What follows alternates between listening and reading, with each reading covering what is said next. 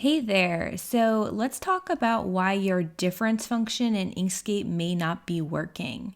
So first of all, let's take this example up here and say that we wanted to cut these circles out of the background piece here.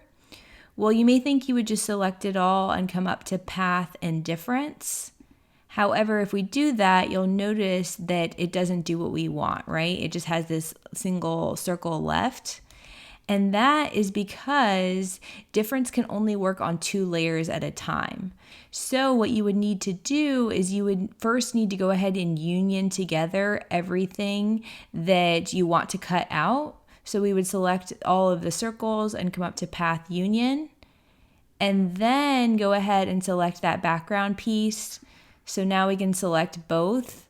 Or to be more precise and ensure you only have 2 layers selected, you can select the circles and then hold shift and click the background layer, and then come up to path and difference. And just like that, it now has cut out the circles.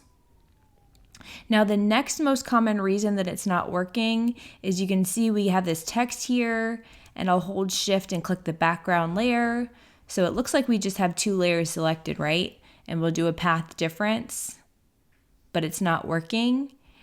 And the other common reason is it's because something is grouped and it's blocking your difference. So you can go ahead and ungroup by clicking this button up here several times. And now we can see that this text was in 2 separate layers. So we can hold shift and click both and do a path union, and then hold shift and click that background piece and do that path difference. And just like that, it's gone ahead and cut it out.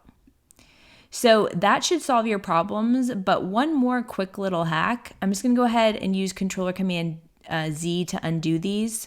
If you wanna go ahead and do a shortcut of a difference of multiple layers at once and not have to union them all together, you can also select everything and use this Shape Builder tool. And make sure that you have the minus mode selected and this little X setting set as well. They're both shaded. And then just click on everything that you wanted to go ahead and cut out.